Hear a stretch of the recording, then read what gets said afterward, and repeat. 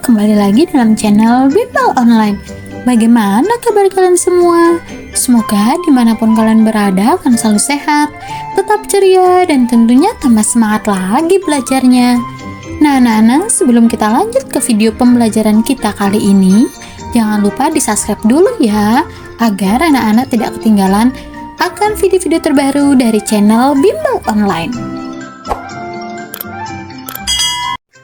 Anak-anak semua, di video pembelajaran kita kali ini, kita akan sama-sama membahas dan mempelajari mata pelajaran Ilmu Pengetahuan Alam dan Sosial atau IPAS untuk kelas 5 semester 1 di bagian bab 2, topik C yaitu harmoni dalam ekosistem.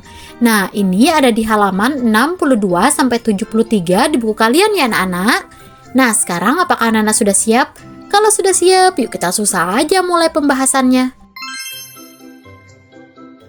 Adapun pertanyaan esensial pada topik C yaitu ekosistem yang harmonis, yaitu yang pertama, apa hubungan jari-jari makanan dengan keseimbangan ekosistem?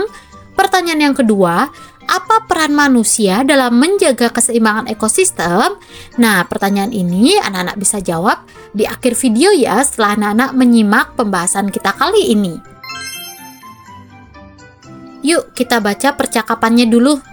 Tahun ini banyak hama tikus dan serangga, jadi banyak tanaman padi yang dirusak oleh tikus. Berarti tahun lalu tidak ada hama ya? Ada, tapi jumlahnya masih sedikit, sehingga tidak berpengaruh terhadap hasil panen. Kok bisa ya tahun ini jumlahnya jadi banyak? Nah, anak-anak semua, tahukah kalian, jaring-jaring makanan sangat erat kaitannya dengan populasi makhluk hidup. Karena proses ini menggambarkan keberlangsungan hidup anggota ekosistem. Nah, jika hewan bisa makan, maka akan bertahan hidup dan bisa berkembang biak. Jika hewan dimakan, maka jumlahnya akan berkurang anak-anak.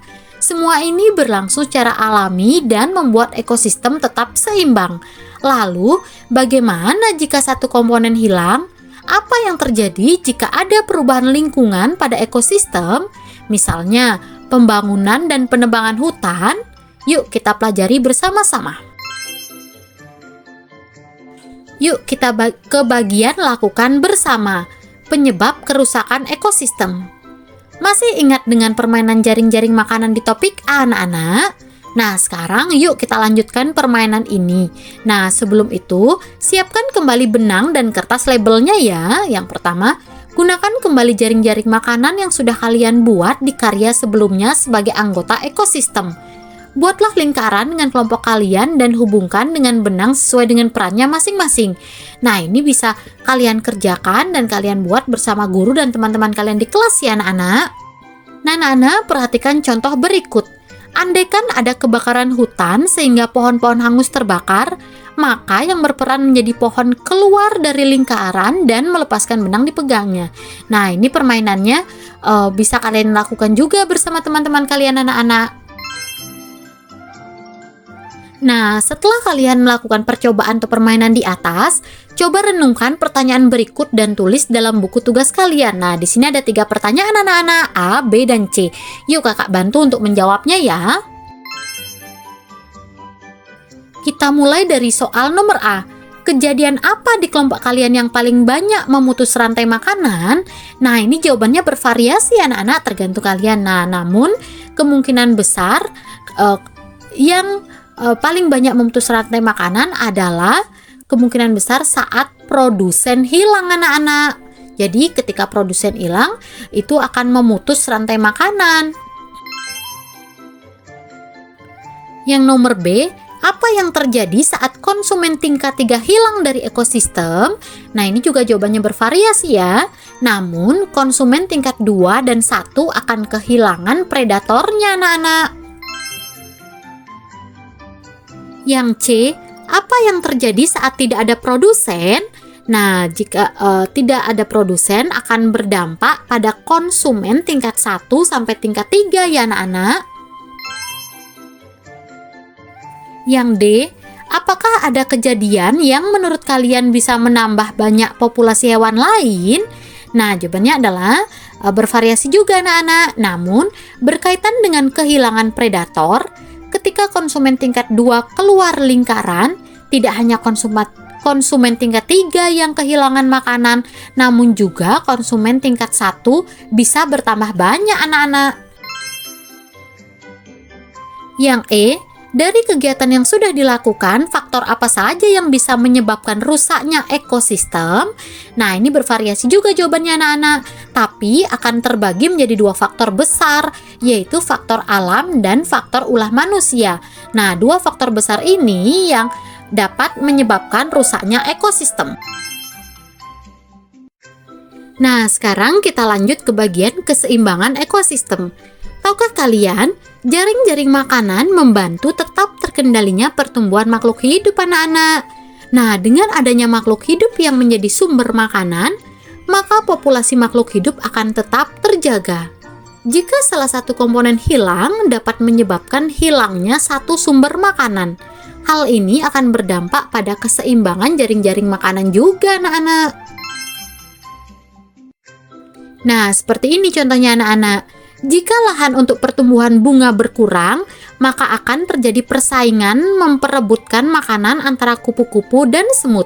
Hal ini akan menyebabkan menurunnya populasi semut dan kupu-kupu. Tapi tidak sampai situ. Hal ini akan berdampak juga pada populasi laba-laba yang membutuhkan kedua hewan ini sebagai sumber makanannya. Kemudian, jika ada penangkapan kupu-kupu yang menyebabkan berkurangnya populasi kupu-kupu, maka laba-laba akan sulit mencari makanan. Dampaknya adalah menurunnya populasi laba-laba di ekosistem tersebut. Contoh berikutnya, munculnya anggota hidup baru juga menyebabkan adanya persaingan baru anak-anak. Yuk kita ke bagian menganalisis dampak ketidakseimbangan ekosistem. Yuk kita kembali kepada kisah pamannya Mia dan Dara. Mari kita bantu pecahkan mengapa hama tahun ini semakin banyak dan mempengaruhi jumlah panen paman. Apa yang kira-kira terjadi pada ekosistem sawah tersebut? Perhatikan gambar jaring-jaring makanan di bawah makanan di sawah berikut ini. Nah, seperti ini. Nah, padi ini atau tumbuhan ini adalah produsen. Kemudian, belalang dan tikus ini konsumen pertama. Nah, jika konsumen pertama ini kehilangan produsennya atau kehilangan sumber makanannya, maka akan mempengaruhi juga konsumen tingkat 2 dan konsumen tingkat 3. Kemudian konsumen tingkat 3 ini juga akan kehilangan predatornya anak-anak. Yuk kita perhatikan kasus pertama, terjadi perburuan elang untuk diperjualbelikan. Kasus yang kedua, pembangunan di sekitar sawah yang biasanya menjadi tempat tinggal ular. Dan kasus yang ketiga, permintaan ekspor katak sawah untuk dijadikan makanan semakin banyak. Keempat, orang-orang menjadikan burung dengan senapan membuat hobi dan olahraga. Kemudian tuliskan pada buku kalian. Nah, ini sudah kakak bantu untuk menuliskan ya anak-anak kasusnya dan kemungkinan yang terjadi pada jaring-jaring makanan di sawah. Yuk kita analisa bersama. Nomor kasus yang pertama tadi, kemungkinan yang terjadi pada jaring-jaring makanan di sawah yaitu meningkatnya populasi tikus. Kasus yang kedua adalah menurunnya populasi tikus. Kasus yang ketiga, meningkatnya populasi serangga. Dan yang nomor 4, menurunnya populasi serangga. Setelah itu, diskusikan pertanyaan berikut ini. Yuk kita sama-sama menjawab. Yang A, kasus mana yang kemungkinan terjadinya peningkatan populasi tikus? Yaitu jawabannya adalah kasus pertama dan kedua ya anak-anak.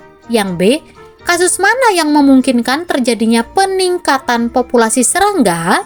Jawabannya adalah kasus 3 dan 4. Yang C, apakah ada kemungkinan lain dari 4 kasus di atas yang memungkinkan terjadinya peningkatan populasi tikus dan serangga?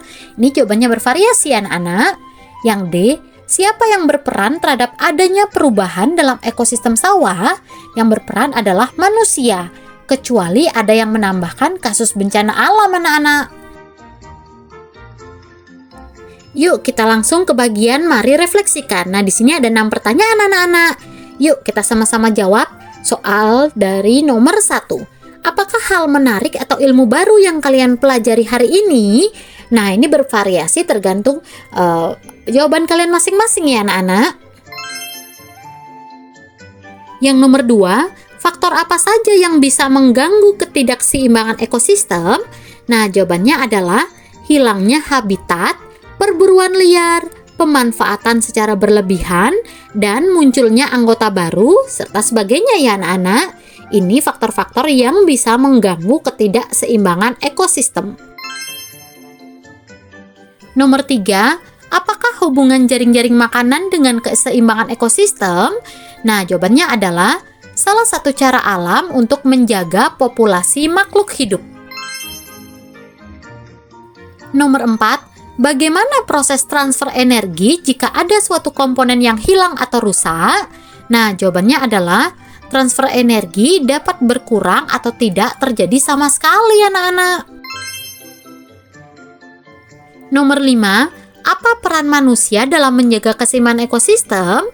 Jawabannya adalah peran manusia yaitu menjaga habitat dan aktivitasnya agar tidak mengganggu jaring-jaring makanan. Perubahan yang dilakukannya pada lingkungan sekitarnya harus tetap memikirkan keberlangsungan makhluk hidup yang tinggal di situ, anak-anak. Yuk kita belajar lebih lanjut penyebab ketidakseimbangan ekosistem. Tahukah kalian, umumnya gangguan pada ekosistem bisa terjadi karena adanya bencana alam dan ulah manusia, anak-anak. Bencana alam itu contohnya seperti gunung meletus dan kebakaran hutan. Akibat kemarau panjang dapat merusak ekosistem karena banyak makhluk hidup yang mati. Namun, fenomena alam ini pada jangka panjang dapat memberikan keuntungan tersendiri bagi ekosistem tersebut. Tanah di sekitar gunung yang meletus seiring dengan berjalannya waktu akan menjadi tanah yang subur untuk pertumbuhan aneka macam tumbuhan. Banyak ulah manusia di bumi ini yang membuat perubahan ekosistem dan menyebabkan terganggunya keseimbangan jaring-jaring makanan yang ada di alam, anak-anak. Nah, gambar-gambar berikut ini merupakan contoh perubahan yang mengganggu keseimbangan ekosistem. Nah, anak-anak, dengan demikian kita bisa tetap mengupayakan keseimbangan ekosistem di sekitar kita loh. Contoh upaya yang bisa kita lakukan diantaranya yang pertama, menanam kembali tanaman sehingga dapat menjaga keberadaan produsen di sekitar kita. Yang kedua, memanfaatkan dekomposer untuk membuat tanah di sekitar kita menjadi subur. Upaya yang ketiga, tidak membunuh atau menangkap hewan sembarangan, anak-anak. Nah, apa yang sudah aku pelajari pada topik kita kali ini? Yang pertama, berkurang atau hilangnya suatu komponen biotik dalam ekosistem akan mempengaruhi keseimbangan jaring-jaring makanan. Yang kedua, populasi suatu makhluk hidup bisa meningkat secara drastis atau menurun karena gangguan ini. Yang ketiga, faktor ketidakseimbangan makhluk hidup bisa diakibatkan oleh bencana alam dan ulah manusia. Yang keempat, ekosistem yang tidak seimbang menjadi ekosistem yang tidak sehat. Yang kelima, manusia berperan untuk menjaga keseimbangan ini dan memastikan jaring-jaring makanan tetap berjalan jika melakukan perubahan dalam suatu ekosistem, anak-anak. Nah, anak-anak, akhirnya kita sudah sampai di akhir penghujung video pembelajaran kita kali ini. Tadi kita sudah sama-sama membahas dan mempelajari di topik C ya, ekosistem dalam harmoni dalam ekosistem. Nah, jika anak-anak masih kebingungan di materi ini, kalian bisa putar kembali video ini sampai anak-anak paham betul ya. Kakak berharap dimanapun kalian berada tetap semangat belajarnya, sehat selalu, dan semangat belajar bersama channel Biman Online. Jangan lupa di like, komen, subscribe, dan share juga ke teman-teman kalian anak-anak. Thanks for watching, see you next time, bye-bye.